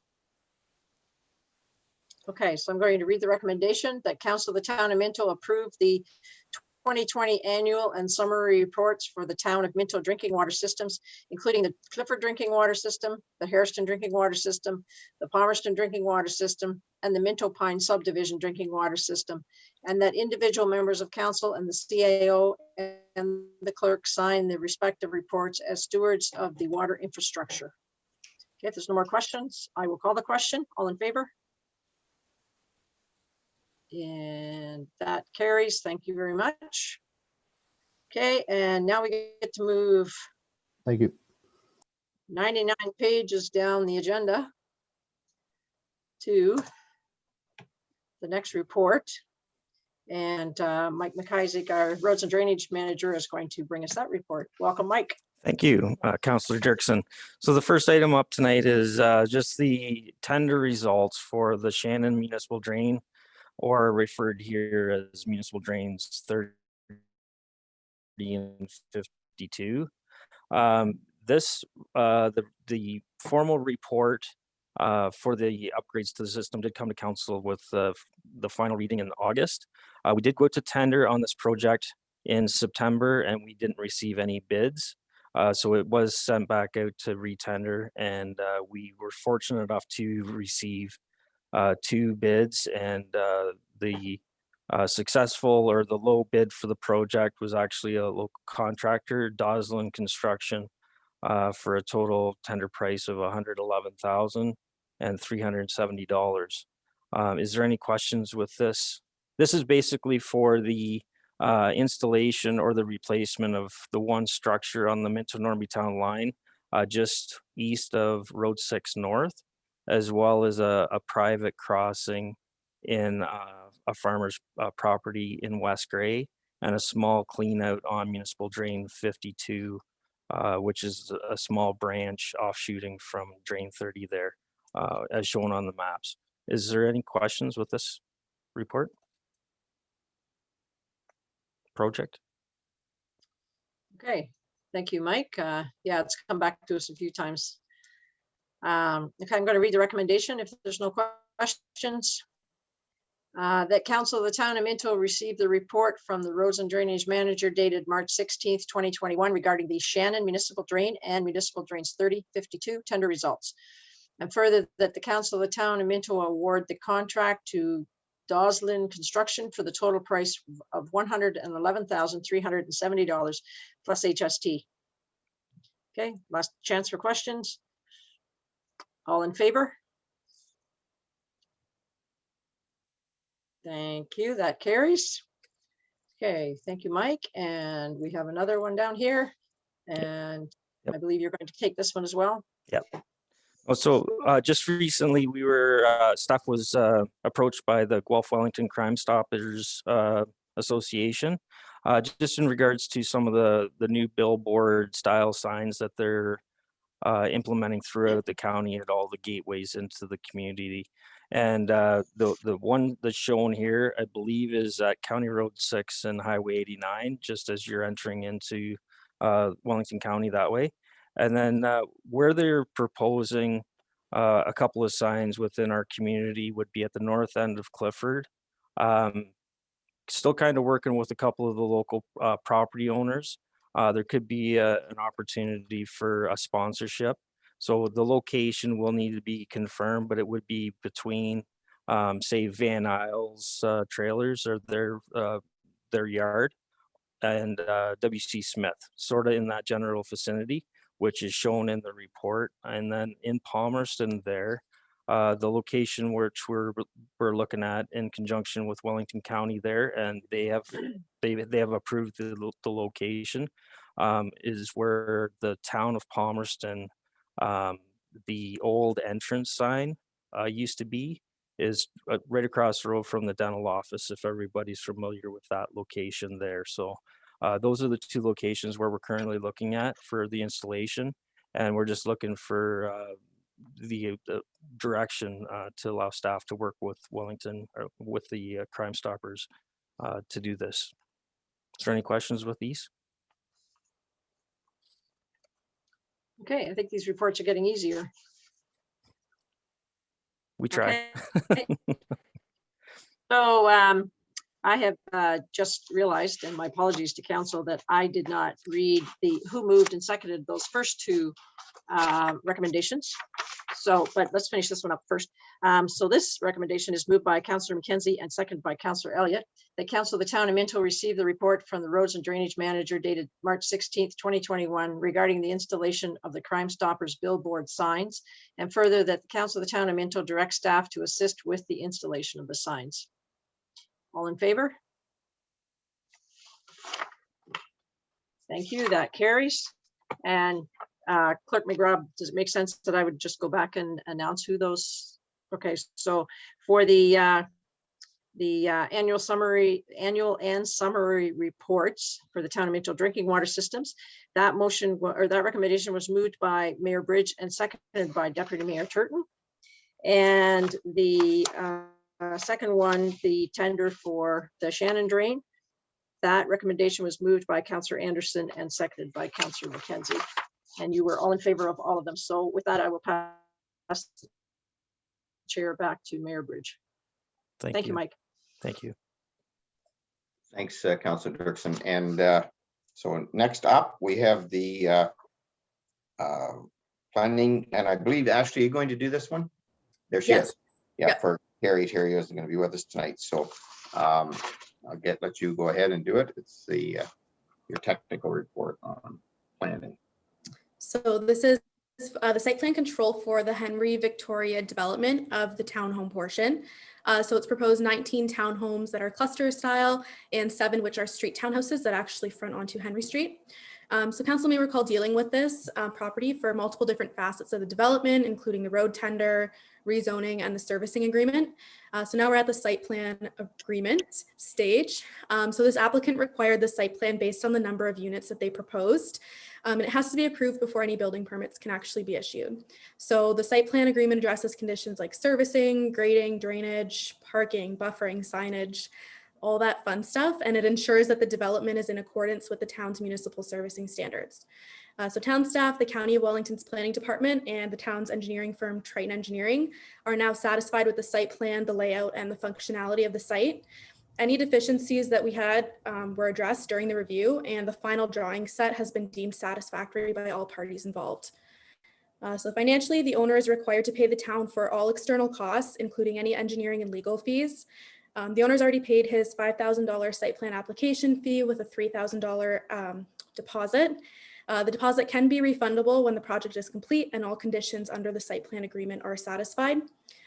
Prior to any building permits being issued, the owner is required to put up securities for 100% of the off-site work cost. This can either be in cash or a letter of credit, which is, I believe, in Schedule E of the site plan agreement. And comments. So the site plan submitted shows the proposed street and cluster townhouses numbering 1 to 26, the common accessory building where the garbage will be stored in the enclosure, the proposed Canada Post Superbox location, and the proposed landscaping plan, which includes planters on the front of the units, as well as some trees and shrubs, all to the satisfaction of the town and our engineer. So ultimately, the recommendation is that council approves the site plan prepared by Triton Engineering. The owner executes a site plan agreement with the town, requiring the completion of the works 1 year from the issuance of the occupancy permit, and that council considers passing a bylaw in regular session authorizing the mayor and clerk to sign the site plan agreement once the landowner has signed. Thank you, Ashley. And I've got a recommendation here moved by Councillor McKenzie, second by Councillor Anderson. The council of the town of Minto receives the planning technician's report regarding the park lot control exemption application for. Sorry, three. That's the wrong one. Sorry, I'm up one higher than that one. Sorry. Let me get that back here. I'm trying to jump the gun here. Moved by Deputy Mayor Turton, second by Councillor Dirksen, that the council of town of Minto receives the planning technician's report and approves the site plan prepared by Triton Engineering Services Limited, last revised and dated March 9th, 2021, as recommended by the town staff and its engineer, and further that the owner executes with the town of Minto a site plan agreement requiring completion of the works 1 year from the issuance of the occupancy permit, and further that the council considers passing bylaw in regular session authorizing the mayor and clerk to sign the site plan agreement once the landowner is signed. Discussion, any discussion on that? All in favor? Carried. Okay. Next up, this is the one, Ashley, I tried to get through without you actually giving a report, so go ahead. No worries. So this is a part lot control exemption, and it is also for Dan Sinclair, but this is for the semis across the street from the townhome development.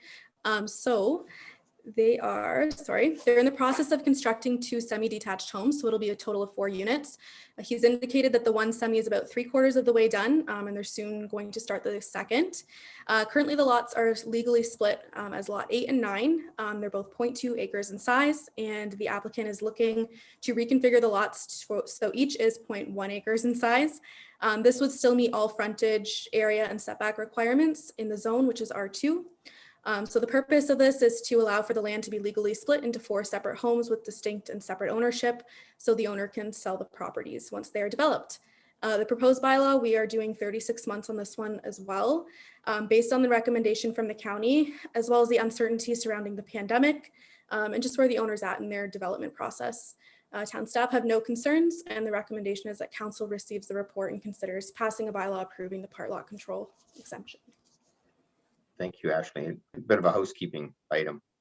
Yeah. That's okay. Moved by Councillor McKenzie, second by Councillor Anderson. The council of town of Minto receives the planning technician's report regarding the part lot control exemption application for Quality Developments Inc. The property legally described as lots 8 and 9 ES of Henry Street, Morrison Survey, former town of Palmerston, with municipal addresses of 280, 290, and 300 and 310 Henry Street South, town of Minto, and considers passing a bylaw in open session. Questions? Deputy Mayor Turton. Yes, thank you, Mayor Bridge. That's music, isn't it? Yeah. That whole property there a number of years ago, that there was no interest in it. And now there's 19 houses there's going to be, and kudos to the Sinklers and the town staff for moving this thing along. It's going to be great. Thank you. Yeah, certainly, and the type of housing is just certainly needed in the area. So, all in favor? Opposed? Carried. Okay. Turn it over to Deputy Mayor Turton. Yeah, thank you, Mayor Bridge. So we've got 2 items. The first one being the council remuneration. So, Gord, if you want to go right into your report, please. Thank you, Chair Turton. So this report covers the period from December 1st of 2019 to November 30th of 2020. And I would say that's like a quarter of a normal year. So we were able to start out the period with the best of intentions. And as we all know, we ended up staying close to home. So as a result, there is a cost savings in expenses because either conventions were canceled or gone to virtual or whatever. So again, on the positive view, there is some cost savings, but I think as we all know, we lose a little bit of the chance to build those relationships with colleagues and funders and just I think the mayor's often remarked, it's always the meetings in the hallway and the casual conversations. But from a financial point of view, there's definitely a savings. So this is a statutory report that we bring every year, and happy to answer any questions or anything. Any questions for our treasurer?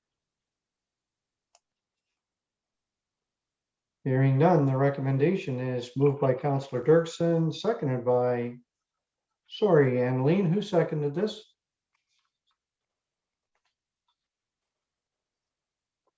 You're on mute. Sorry, yep, my mute wasn't coming off there. You're wanting to know who seconded this one? It Yes, was, ma'am. yep, Councillor Elliott. So Councillor Dirksen and Okay. Councillor Elliott. Thank you that the Council of the Town of Minto receives the March 5th report from the Treasurer regarding 2020 Council remuneration for information. No questions? Second chance, last chance. All in favor of this motion? That's carried. Thank you. Sorry, I didn't ask if there was against. Pardon me, because there was a late hand. But that's carried. Second item then, Treasurer Duff, is the Safe Restart Agreement. Yeah, so I just wanted to kind of inform council of what we're thinking of for making a use of a chunk of the money that the province and I guess the feds have a hand in this one too. So originally we got $241,600, and that was topped up with a further $48,000 for a total of $289,600. It's pretty flexible. Just the main thing is it's got to be COVID response and on the operating side. So we can't go and build a new facility or something like that. So I think it's kind of interesting just to see where we did spend some money. So again, about a year ago, we didn't know what we had to do. Primarily, we had to set ourselves up to work remotely and hold meetings like that. So that was our first priority. And then as we gradually allowed staff and the public to return to our facilities, we had to ensure everyone's safety. And that meant the famous PPE, some modifications such as, going to touch-free fixtures, the plexiglass and all that. So we spent some money on that. And then we also, as I've said many times, small municipalities, it's not so much the extra expenses, it's the lack of revenue. And again, in a lot of our community facilities. So we took a hit on that. And also, I think council and staff have kind of made the commitment. We want our nonprofits and our volunteers to survive. So basically what we're doing here is we're saying we're going to take this much in the year 2020 and recognize part of that revenue. And then the rest of it, we're going to carry forward. We're going to keep some of our powder dry for various relief programs. And I think, again, it's not going to be so much physical things. It's going to be supporting our community. And the good thing about this program, it kind of allows you as council to set the priorities. So it gives us some flexibility. Now, originally there was going to be a report due at the end of this month, but they have changed that to an interim report in June, the final report early in 2022. And I think we referred in the last meeting to the 154,000 additional. And that's all from the province, but I think they're going to try and roll it into one common report. So anyway, that's what we're proposing, and we just want to see if you agree and support that. Thank you, Gord. So the recommendation is moved by Councillor Elliott, seconded by Mayor Bridge, that the Council of the Town of Minto receives the Treasurer's Safe Restart Agreement 2020 allocations report and direct staff to recognize funding of the 2020 eligible expenses and transfer the remaining balance to reserves for use in 2021. Questions? Mayor Bridge. Yes, thank you, Deputy Mayor Turton. And it's more of a comment. I really appreciate the province. The province came up with this extra money with the idea that they're hoping the federal government will see this as an opportunity to put more money in as well. So at FCM last week at the board meeting, there was a whole bunch of talk about how well the Ontario government has done working with the feds on these restart programs. We're lucky, and I mentioned this once before, but some provinces they haven't stepped up to the plate at all. They've just taken the federal money, or the federal money's come to them, so they haven't matched the proceeds. And we're lucky in Ontario that that's just what they've been doing.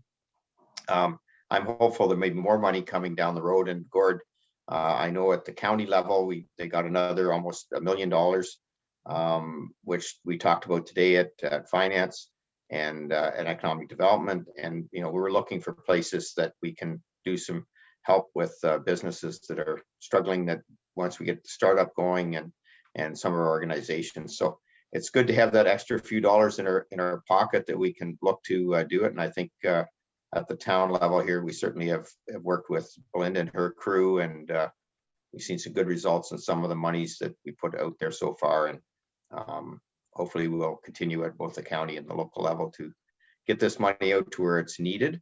And certainly it's given us an opportunity to balance our budget with all the lost revenue that we've had, but still allow us to do some good solid work on the ground. So really appreciate that. Yeah, so Mayor Bridge, how do we thank the people that are throwing that money at us? We have responded, I believe, Derek, you can correct me on this, but we've responded to the minister, I believe, with a letter thanking them. I do believe we did that already. Good. Maybe not. Sorry, Derek. Yeah, through you, Mr. Mayor, to Chair Deputy Mayor Turton, we've done a couple of things. We've sent a letter of thank you. I've personally sent emails to both MP and MPP thanking them for their continued support of the town of Minto. So I know Gord has also expressed his thanks in when he does conference calls with ministry staff on sorting through the different agreements. So we are very, very thankful, and we've sent a few pieces of correspondence as well. And I've had occasion, David, it's through some of my other contacts, talking to Mr. Clark and to Randy and verbally mention that as well, that really appreciate their help. Great, thank you. Any other questions? Councillor Dirksen? Yeah, thanks, Treasurer Duff, for kind of explaining a little bit about where some of that money went. Do we have a good supply of PPE, like in stock sort of thing? Like, do we have some inventory of some of this, some of these essentials, I guess, at this time? Yeah, I would say we do. And the other thing, again, about a year ago, it was hard to get, like from our suppliers, and their suppliers in a lot better shape now. Like, well, I think we all know, like Lysol wipes, you can get them. One of our Harrison people in the business, they had more customers and they couldn't get it, but that situation has eased. The fire departments also got some for that. But again, by leaving some money, because unfortunately we still don't know how long this is going to last. And we have a lot of mixed messages coming down. So I think we're in pretty good shape, but we'll stand to respond if the need is there. Thanks, Gord. Thank you, Councillor Dirksen. CAO Thompson, are you? Yes, thank you, Deputy Mayor Turton. I just want to add to Councillor Dirkson's question. We also are, there are some changes as well as the new variant starts to take hold. Dr. Mercer issued an updated 22 order, which meant now that if you're in close proximity working together, you must wear eye protection now as well. So we have to buy additional things as we go forward as well. So, you know, it's good that we have the resources to be able to do that as these things change, as you can imagine, and keep up to date with that as well.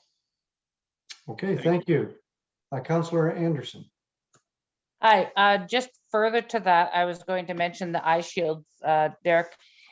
I would think that the town would be well advised to get some of those ahead of time, because I think there's going to be a shortage of supplies. And I can just let you know that hospitals are continually struggling with supplies of all sorts. So the push to get PPE out has affected our other supplies.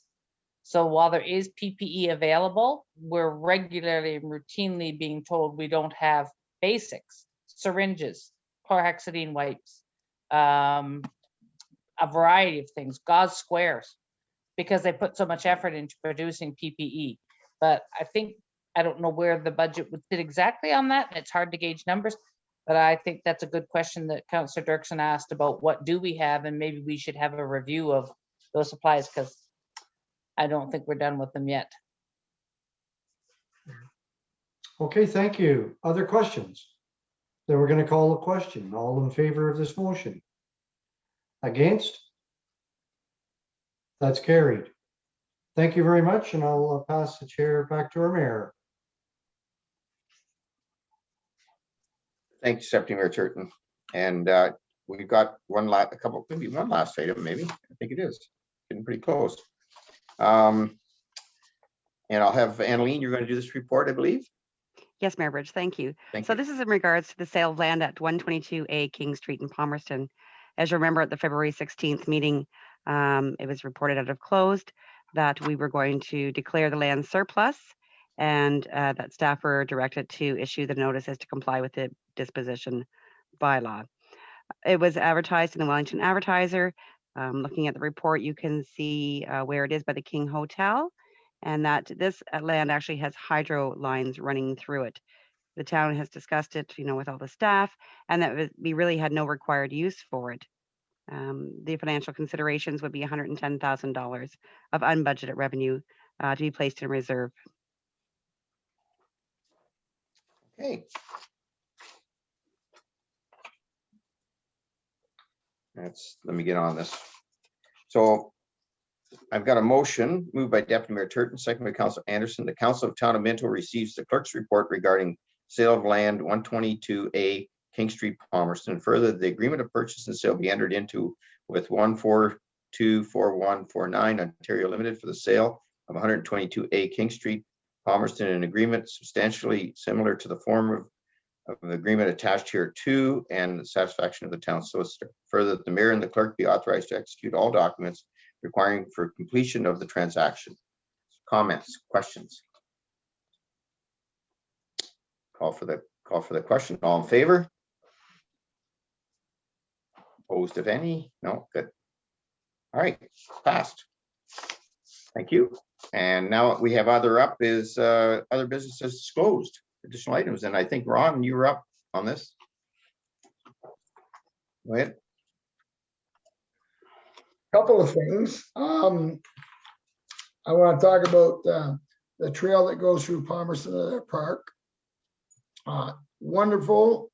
Paul, I'm not sure, and Mike got together and they and Matt, they cleaned our trail all year, and that trail is behind my place through the park, has been used extensively.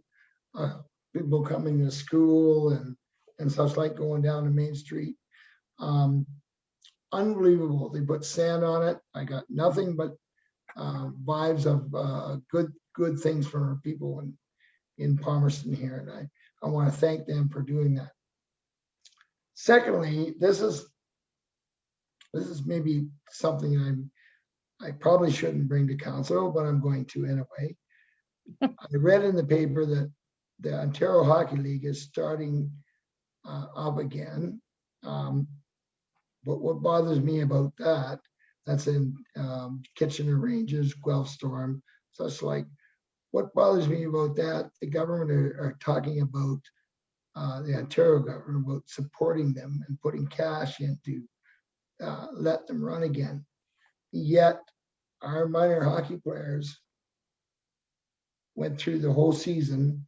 They're probably not going to play a game this year. There's no support coming forward for them. There's no financial support coming forward to them. Yet these OHL hockey players, for people that don't know, they're junior A hockey players, are probably going to play. Some of them are going to play professional hockey. They can make millions of dollars. The National Hockey League want this junior A hockey league to start so they can draft, so they can know who players are available to pay them the money that they need. To me, that isn't fair to our little kids that want to play the game. We got professional hockey players in Kitchener Rangers. You can say they're not, but they are. They're going to be. That our Ontario government are going to sponsor so they can get drafted. To me, that's not fair. If they're going to put money into that, I suggest, okay, let's let OHL start, but let's let the NHL or whoever it is sponsoring them to pay the dues, pay the differences, what's going to cost to do that. I'm not sure how we should support this as a council, but I think we should come up with some effort to make a motion. Maybe I can make it next meeting, but we should make a motion to say that we don't support this. That we shouldn't put our taxpayers' money to somebody that is going to be a professional hockey player. I'll leave it at that.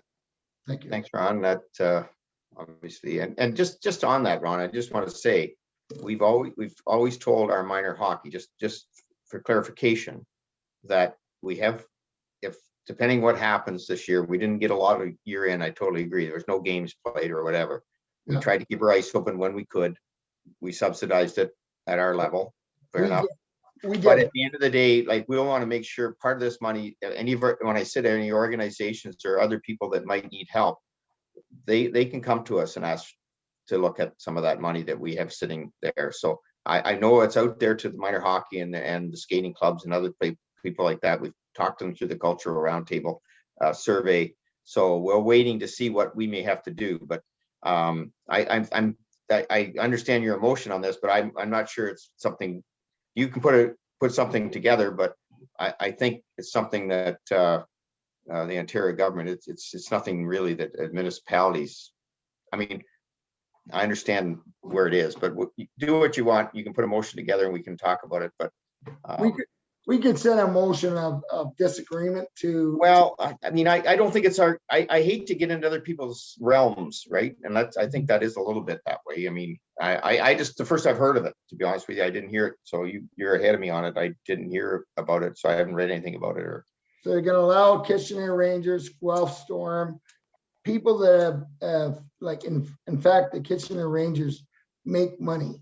No, I know. They do make money every year. And they're going to allow them to play.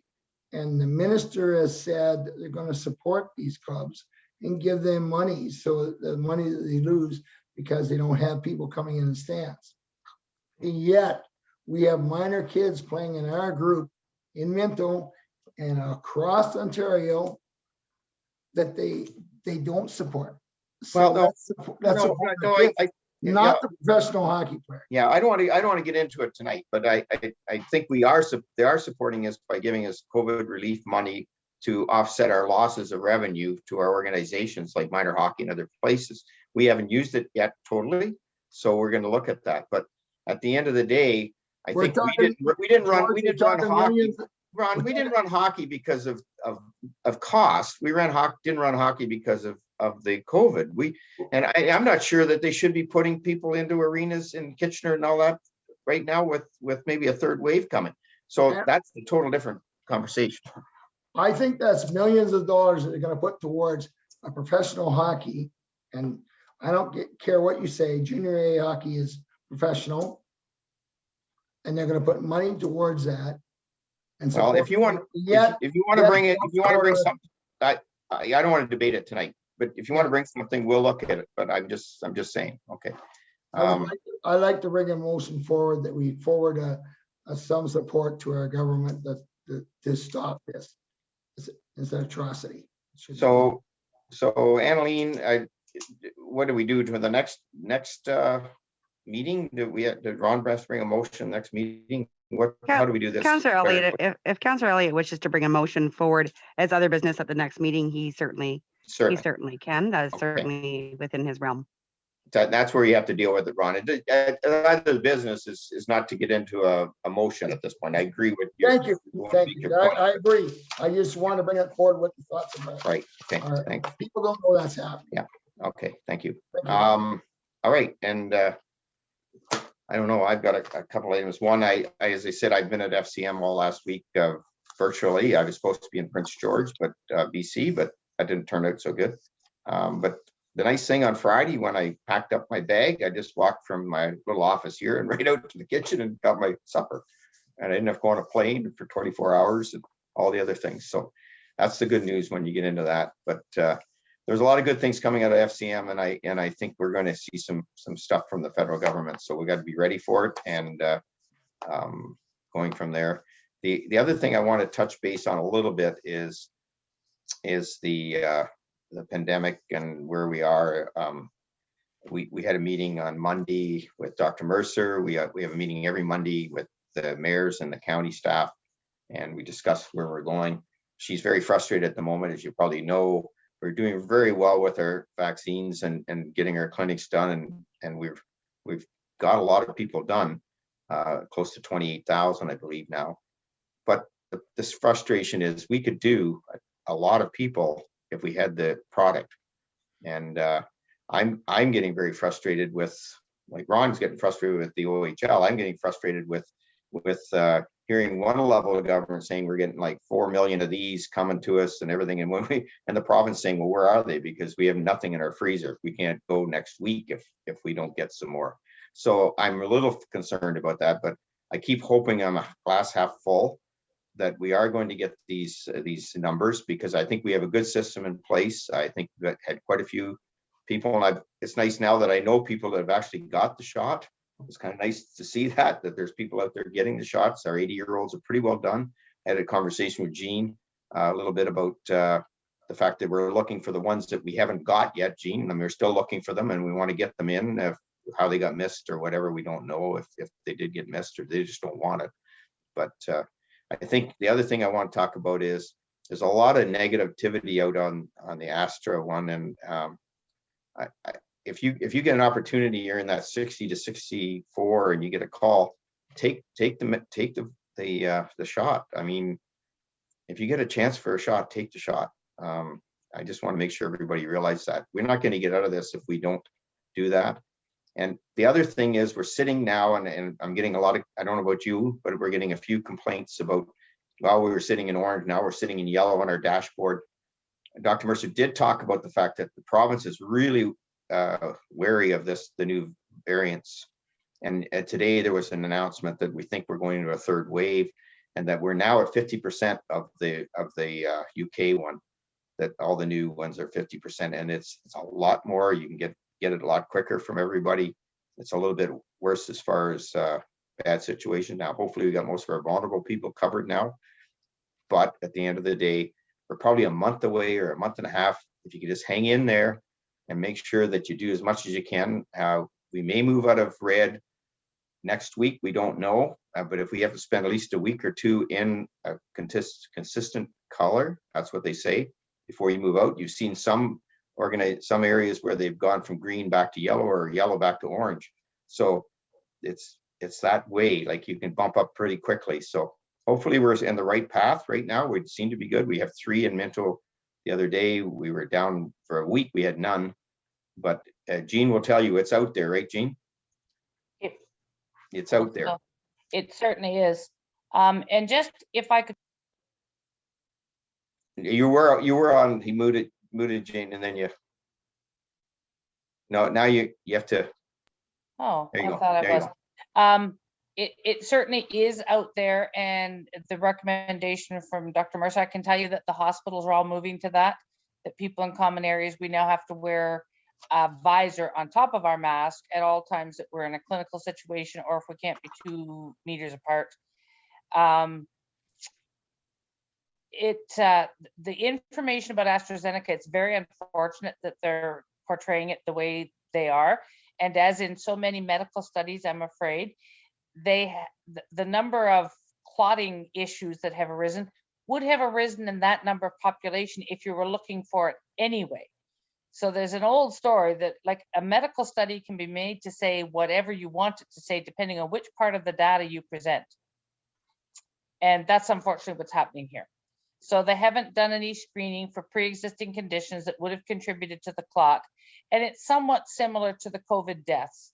Anybody who has died in the last little while is deemed a COVID death, even though there may or may not have been any connection at all. And I've commented on that in my workplaces. You know, everybody who comes in with a heart attack, they don't have COVID, they had a heart attack. They would have had the heart attack anyway. It has nothing to do with COVID. And that's unfortunately the deal with the AstraZeneca. They've grabbed onto this and they've publicized it, unfortunately. It's causing a lot of anxiety amongst the seniors. Yeah. And it's very unfortunate that they're publicizing it the way they are. Anyways, thanks, Jean. And I just want to keep everybody just aware of that. We're going to keep our heads down for the next month. And I think we'll see the light at the end of the tunnel, hopefully after that. We hope. We hope. Okay.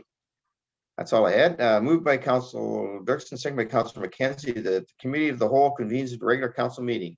All in favor? Carried.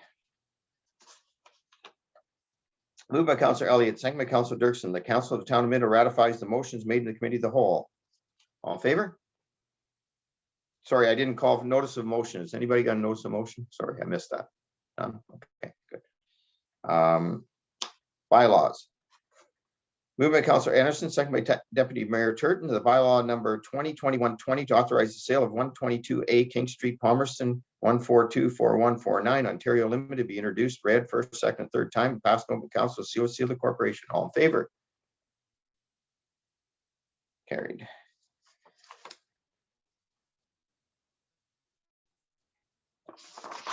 Moved by Councilor McKenzie, second by Councilor Elliott, the bylaw number 2021-21